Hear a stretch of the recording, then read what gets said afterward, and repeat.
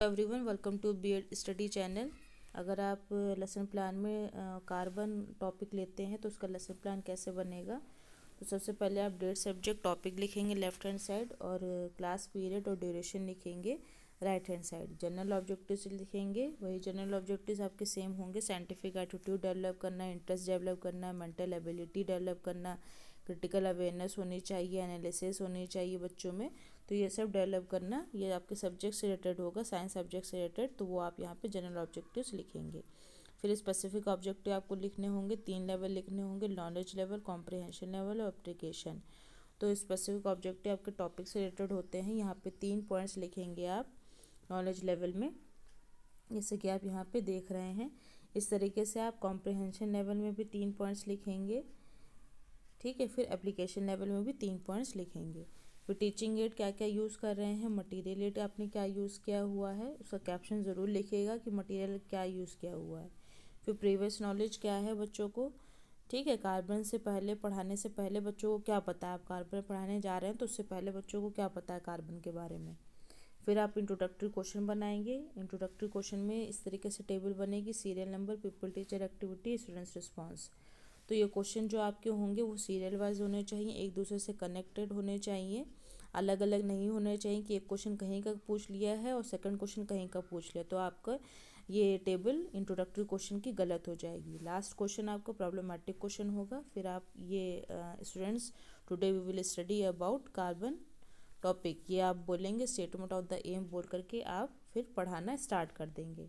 फिर presentation table बनाएंगे इस तरीके से, serial number, teaching point, pupil, teacher, activity, students response, teaching method, material aid, black board work.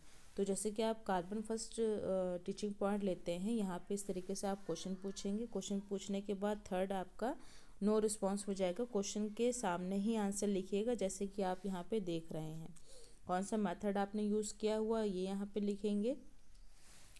अगर बच्चे आंसर नहीं कर पाए हैं तो आप एक्सप्लेन करेंगे। ब्लैक बोर्ड वर्क में जो आपको लग रहा है एक्सप्लेनेशन करने के लिए, वो आप यहाँ पर भी लिखेंगे और वहाँ पर भी लिखेंगे। जहाँ आप टीचिंग कर रहे होंगे वहाँ के ब्लैक बोर्ड पर भी लिखेंगे।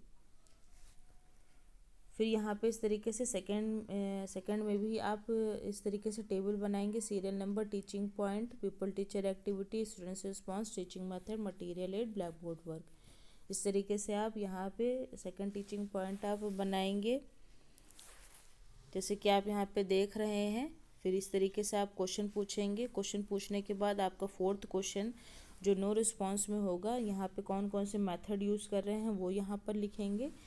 बच्चे आंसर नहीं कर पाते हैं तो आप एक्सप्लेन करेंगे। ब्लैक बोर्ड वर्क में जो आपको लग रहा है लिखने वाला एक्सप्लेनेशन में, वो आप यहाँ पे एक्सप्लेनेशन में लिखेंगे ब्लैक बोर्ड वर्क में। फिर थर्ड टीचिंग पॉइंट भी ऐसे ही आप बनाएंगे, ऐसी टेबल बनाएंगे जैसे आपने फर्स्ट और सेकंड टीचिंग पॉइंट में बनाई थी। थर्ड टीचिंग पॉइंट आप इस तरीके से यहाँ पे लेंगे। फिर इसके 3 पॉइंट बनाएंगे, 3 क्वेश्चन बनाएंगे। 3 क्वेश्चन बनाने के बाद थर्ड क्वेश्चन में नो रिस्पॉन्स होगा तो एक्सप्लेनेशन मेथड के तहत आप एक्सप्लेन करेंगे। ब्लैक बोर्ड वर्क में जो भी आपको लग रहा है मेंशन करने वाला, वो यहाँ पे मेंशन करेंगे। और आपने TLM यहाँ पे थर्ड पॉइंट पे यूज़ किया हुआ है तो यहाँ पे इसको मेंशन करेंगे, मिनिएचर इसका लगाएंगे और कैप्शन इसका नोट कर लिखेंगे, यहाँ पर नोट डाउन करेंगे कि यहाँ ये डायग्राम क्या शो कर रहा है ना, तभी तो समझ में आएगा कि ये डायग्राम क्या शो कर रहा है। ऐसे अगर आप लगा देंगे तो क्या समझ में आएगा कि क्या आपने किस लिए लगाया हुआ है, ठीक है।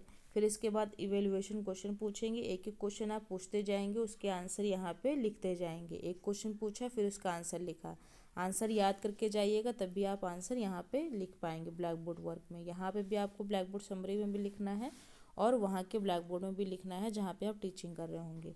फिर इसके बाद आप क्लासरूम एंड ऑब्जर्वेशन करेंगे, जो आपने आंसर लिखवाए हुए हैं वो बच्चों ने कितने आंसर सही लिखे हुए हैं। फिर आप फिल इन द ब्लैंक्स लिखेंगे रिकैप्चुलेशन क्वेश्चन में। ये आपको सेंटेंसेस याद होने चाहिए तभी आप लिख पाएंगे। फिर यहाँ पर आप फिल इन द ब्लैंक्स में बच्चों से पूछेंगे आंसर, बच्चे आंसर करेंगे, फिर आपका ये रिकैप्चुलेशन क्वेश्चन कंप्लीट हो जाएगा। फिर होमवर्क आप देंगे लास्ट में, सबसे लास्ट में होमवर्क देंगे। होमवर्क भी आप ब्लैक बोर्ड पे ही लिखेंगे। 1 से 2 क्वेश्चन दीजिएगा, 4 से 5 मत दीजिएगा। एक ही अगर देंगे तब भी ठीक है, या 2 देंगे तब भी ठीक है। तो इस तरीके से आपका वीडियो यहीं पे फिनिश होता है। प्लीज़ वीडियो को लाइक करिए और सब्सक्राइब करिए। Thank you.